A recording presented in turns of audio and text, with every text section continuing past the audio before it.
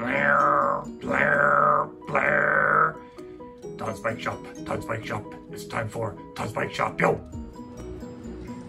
Hello, we are going to make a video because it does not exist yet on the internet. And that video will be tearing down to the flywheel to remove the PCB board out of a Wahoo first generation Kickr. It's 2023.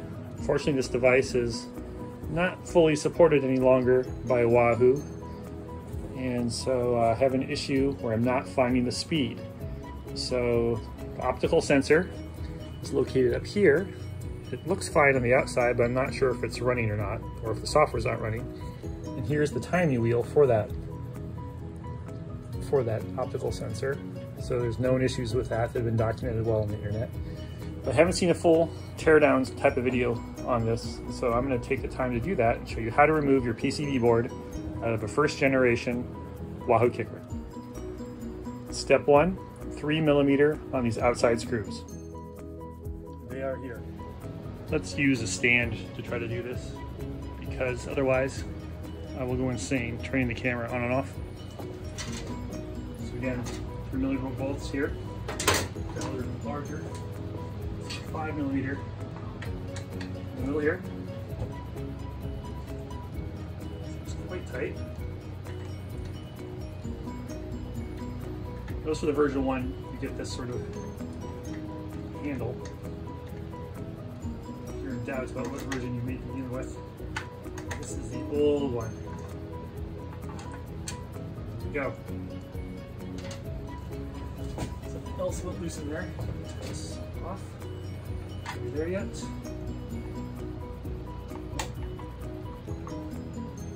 Oh, plastic.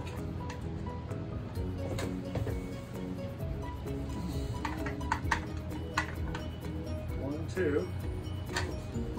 Already it looks like we got something original compared to other online.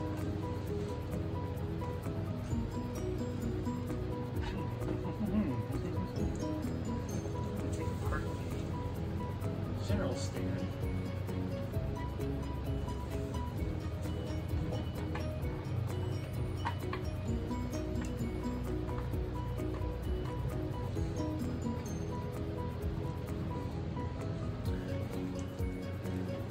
Okay, screwdriver. Behind here, there's two more little screws, or just one more little screw back here. Take this guy off. There we go. That's the one I was missing. Small screw. Four screws. Help me deconstruct this. Somebody somewhere here. One more back here too, another screw.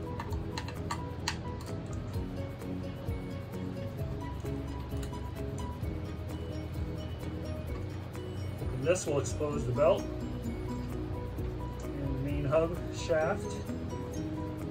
Flywheel. 1, 2, 3. Oh, there we go, one more down below here. Screw this through the plastic. Look at that, come right off. There we go. You'll notice in the version 1 and maybe the version 2, ooh, check this out. Version 1 and version 2, we have a toothed belt rather than the smooth belts that the later ones have. And that causes, I guess, a lot of noise. And check this out, there's an extra washer here. No idea where that came from. Maybe it just fell through somewhere. Noise.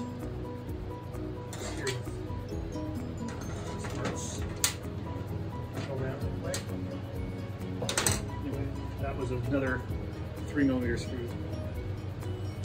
Okay. All right.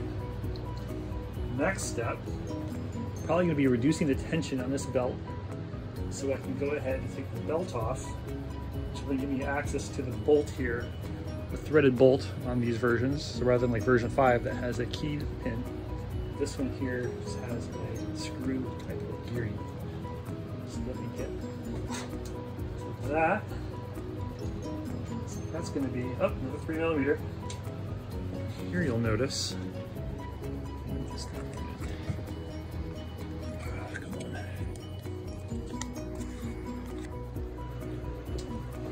here, you'll notice 3mm to reduce the tension here. Probably should mark where I'm at. Let's get the Sharpie out. Really? All right. Dislodge this tensioner here. I've got a Sharpie now. So I'm going to mark roughly where the edge of it is here. It's the starting point. It looks like somebody else has been in here before, which is interesting. So I might be exploring areas that have been previously traveled.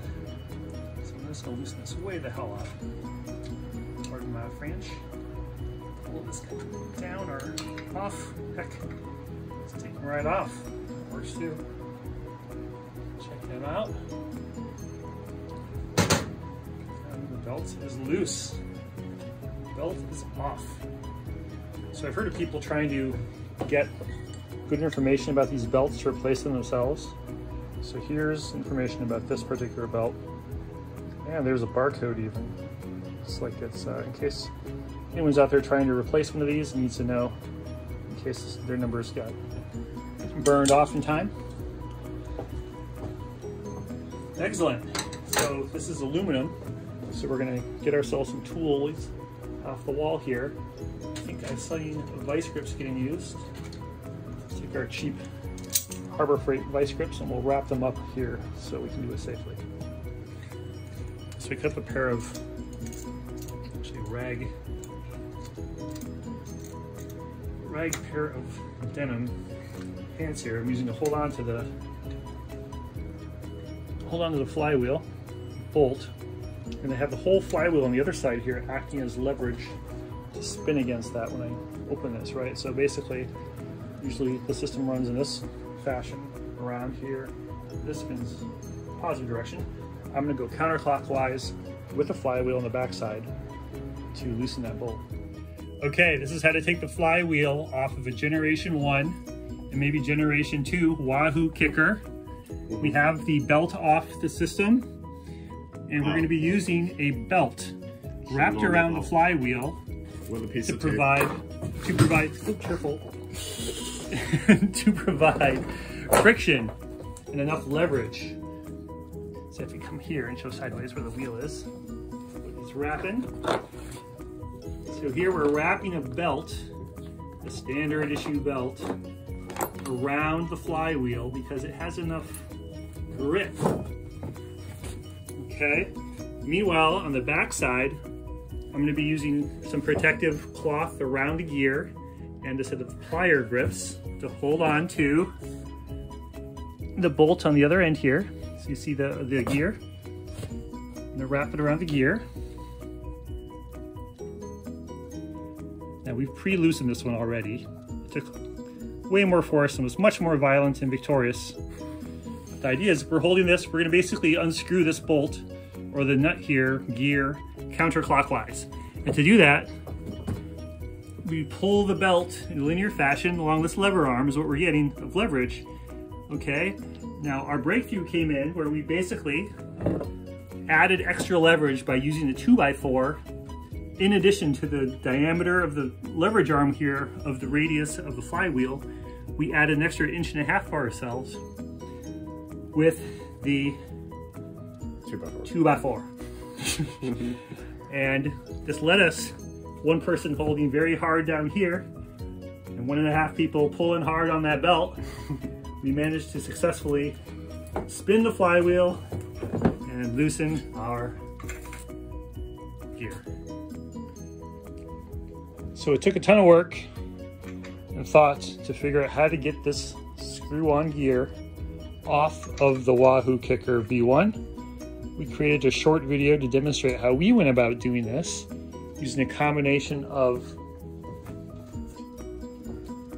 grips here. We used t-shirt material to wrap around the gear to protect ourselves or protect the gear from breaking, and a leather belt wrapped around the flywheel, which got pushed in forward direction while this was holding the gear this direction, right? That way we're basically going counterclockwise equivalent of what that spinning the wheel forward is like. Okay. Then extending the lever arm of this, right? So this is about 3-inch lever arm.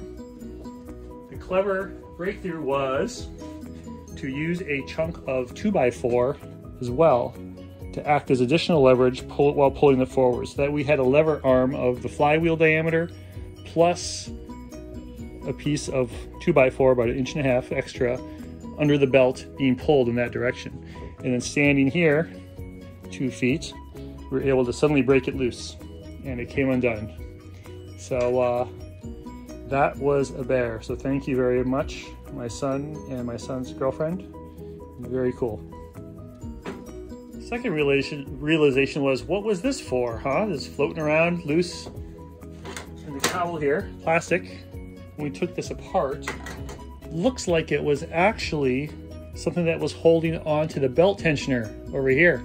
There's no belt tensioner bolt at all. Remember, we just took this right off during the teardown process. So I'll have to find a screw that can fit in there as a replacement. So maybe that could help the durability of the system.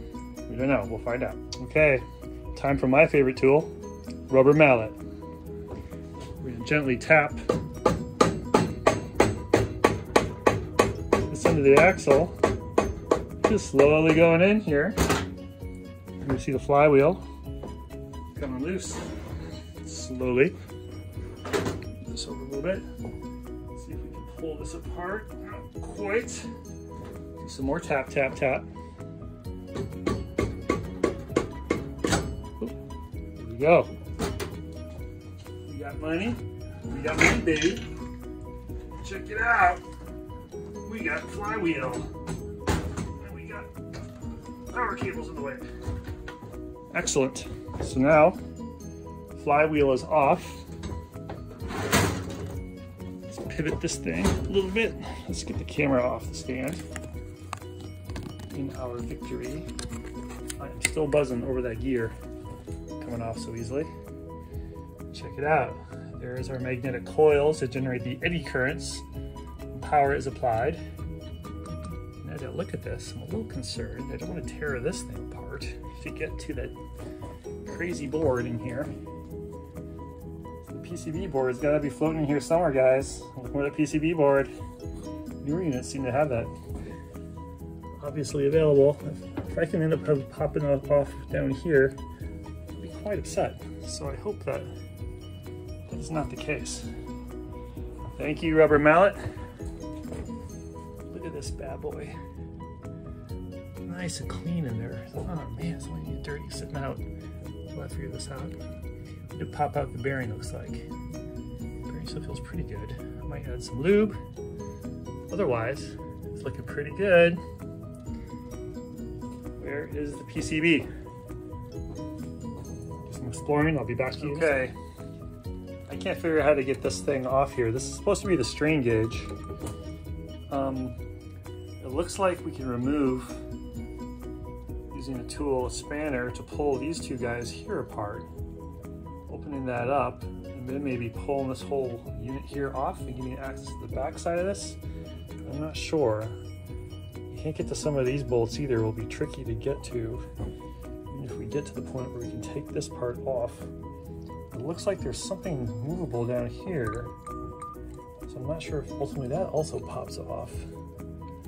But I'm still looking hard here for, maybe take these off to get this plastic off.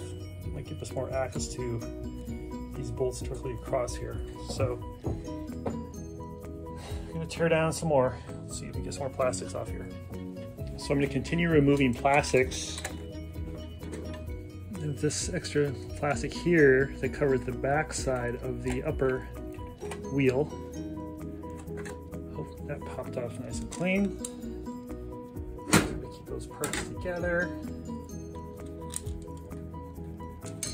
Grab some tape to tape those down. We're going to be losing lots of screws, it looks like, in this process. So it's probably a good idea to go ahead and get some tape. Hold some of these in place so we know screws. Try to put this thing back together again because the pile of parts, she's growing over here. Lots, too many parts going on here. So let's keep going. Next step, try to remove some more of these bolts around the side here. And maybe get the spanners on that eddy current axle and see if we can pull that whole thing off. So I'm working the bolts around the corner here. Wasn't able to get straight back in here to these final two without removing this wheel. I'd like not to remove something of this project. So I'm going to go ahead and use a 3mm. Or actually, it's going to take a 2.5mm. Smaller angle to get in there so I don't get caught keeping those apart. Yep, that's going to work. All right, back when that's done. All right, this is interesting. So it comes off in a half circle. This part comes right on off here, so you don't have to try to remove necessarily the whole flywheel to get to at least the first part of this. If I can get to the second part, I'll see if I'll have a broken heart here, because if I don't have to tear this whole thing apart, I'll put it back together, especially that crazy flywheel. If I have to remove that, man, I'm gonna be bummed. I have to say, as I'm working on this, the more parts I take off, the stronger the smell of the burnt electronics I'm getting. So I'm really wondering if something is burnt out here, or was burnt out, maybe got repaired by somebody over the last 15 years. Not 15 years, 10 years. This is almost a 10-year-old system. 2023 here, just for reference. So decided I'm going to find this panel in particular. And if I can actually get to everything without having to tear it apart, actually put the flywheel back on. I see right here, it looks like the strain gauge. There's a strain gauge mechanism on the first Wahoo as part of their power reading.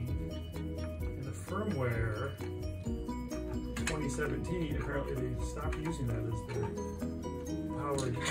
Start using the brake. And look at that. Just dropped it off, and there we go, guys. Not just guys, gals, those interested parties. Here is what we've been waiting for. Dun-dun-dun! Todd's Bike Shop, Todd's Bike Shop. This is where we look for the cables that freaking loose as all hell here. I don't like that. Look at that. There is our board. We are going to reverse engineer the crap out of this board, guys. Look at that. You get some good still pictures too. Looks super, super simple so far. Look at that.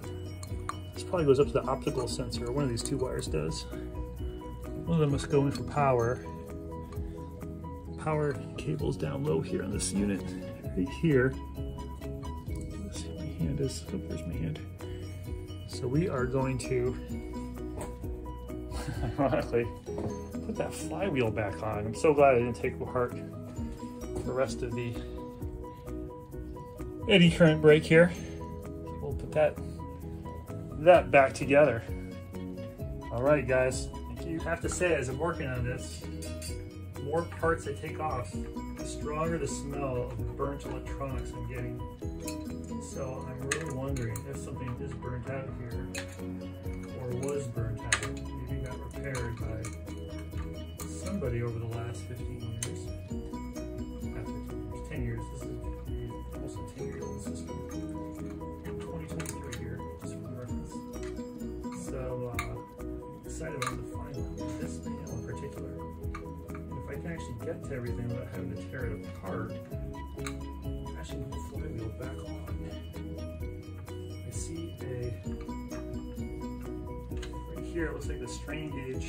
There's a strain gauge mechanism on the first Wahoo as part of their power reading. And the firmware 2017, apparently they stopped using that as their power, start using the brake. And look at that. Just dropped it off, and there we go, guys. Not just guys, gals, those interested parties. Here is what we've been waiting for. Dun-dun-dun! Todd's Bike Shop, Todd's Bike Shop. This is where we look for the cables that freaking loose as all hell here. I don't like that. Look at that. There is our board. We are going to reverse engineer the crap out of this board, guys. Look at that. You get some good still pictures too. Looks super, super simple so far. Look at that. This probably goes up to the optical sensor. One of these two wires does. One of them must go in for power. Power cable's down low here on this unit, right here. Let's see what my hand is. Oh, there's my hand. So we are going to, ironically, put that flywheel back on. I'm so glad I didn't take apart the rest of the eddy current brake here. We'll put that back together. All right, guys. Yeah, since I didn't need to take the flywheel off to get to the PCB board, we are going to place the flywheel back on. The first step to that is we take a grease gun here that is full of some sort of Park generic grease, and I'm going to grease the heck out of this before I go ahead and try to put this bolt on. Now you want to put this bolt is aluminum. I think someone else had a video out there about being careful putting this on and making sure it threads straight. So I will do exactly that, and I encourage you to do the same. So that means hand tighten, right? Spin the flywheel to make sure the face stays straight up and down. You don't want that thing wobbling or doing any funky here. Mine is looking great here. So I'm going to go ahead and, pardon my stand, tightening it here by spinning this counterclockwise the other direction. Let's tighten here on this side. So easy. After all that pain we went through to take it off. Seems a pity. Still hand tightening. There it goes finally at the very end. And it's a self-tightening position with the belt here. When this winds up with the belt, we're going to be putting pressure to tighten that. So I'm not too concerned about trying to make that super tight here. Excellent. We'll get back to the PCB board in a second. So in addition to the gear, I'm going to put back on the half hemisphere here so I don't lose parts, basically. Before I do that, I'm going to use some blue Loctite and thread locker on the threads before I put this back in. So I won't bore you with the details, just let me know what's up. And there it is. This should probably be the thumbnail for this video, because it is the bane of everything we're going after here. I think I have mostly a software problem with a set of really nice hardware, and I happen to be a steward of this hardware. I have more respect for it, unfortunately, than the company that made it. So this will be the thumbnail. Next steps, I'm going to try to go in here and even remove this motherboard so I can document it with some photographs. I'll have those included as links off of the video. Thanks. Okay, so I've removed the two connectors. There's a third up here that attaches, I believe, to the speed sensor. I saw the same thing up in the optical speed sensor here. I'm again using my little screwdriver, little tiny Phillips, and that should be the ticket. The four corners of this board to get him off of there. Oop. And there's a tiny washer too. It's not a grounding spot tab on the board. It's actually a washer. interesting. 2. Oop. There's a tiny washer. Halfway there. Let's need number 3. I guess it'd be better if I had a headgear. Camera. Washer. I just gonna pop right off. Number 4. My old man glasses on for this baby. Okay.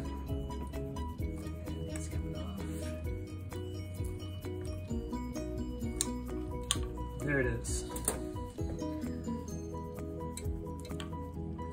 Board is still held on by the optical sensor. Off.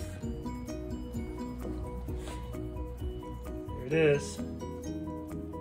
Ooh, not even a thing on the back. It's like a 1-layer board. It's about 15 seconds for a real EE to whip up a diagram on that one. Come on. So I'll post these up there, hoping I'll find that double E to help me out. Thanks.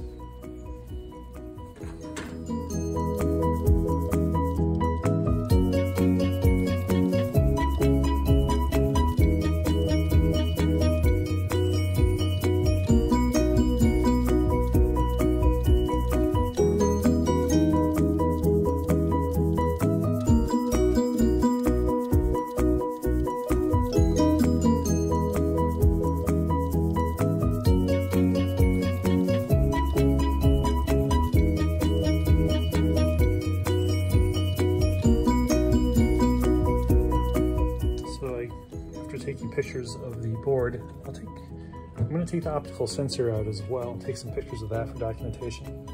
So this is where you use the 2mm Allen key to pull these guys off here. I'll show you what this looks like in a second. Here this is. This sits inside here. Popped them off. We got the diodes there that talk to the speed sensor there. So the optical diodes.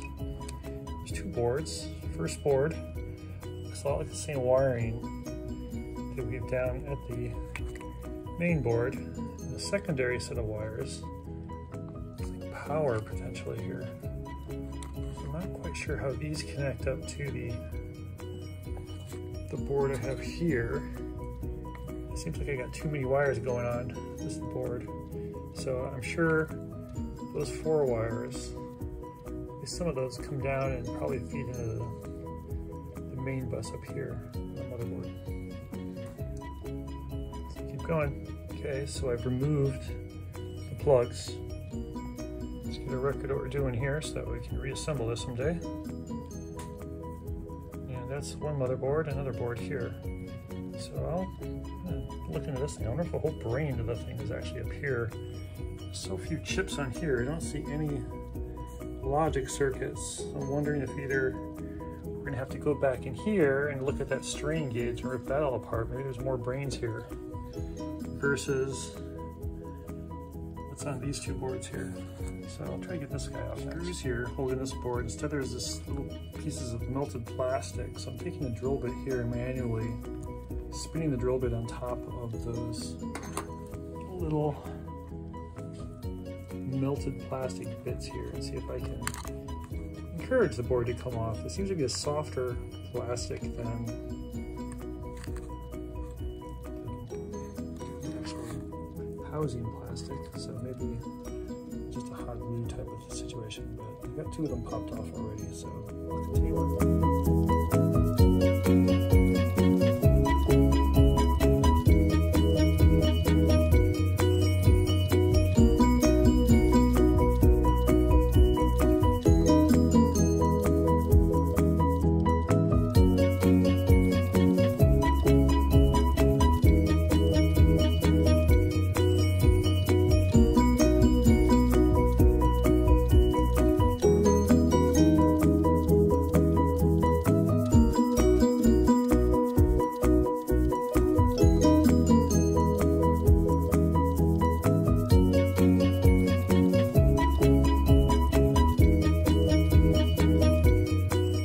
we go.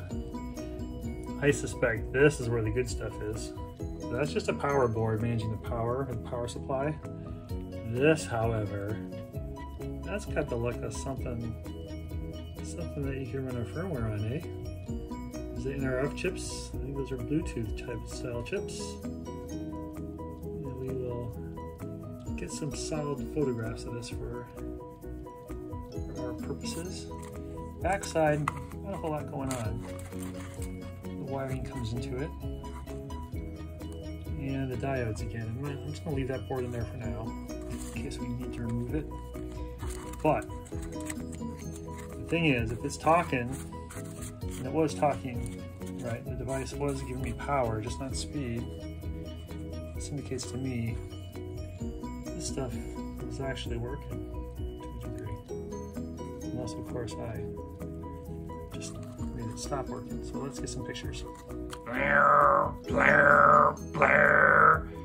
Todd's Bike Shop, Todd's Bike Shop. It's time for Todd's Bike Shop, yo!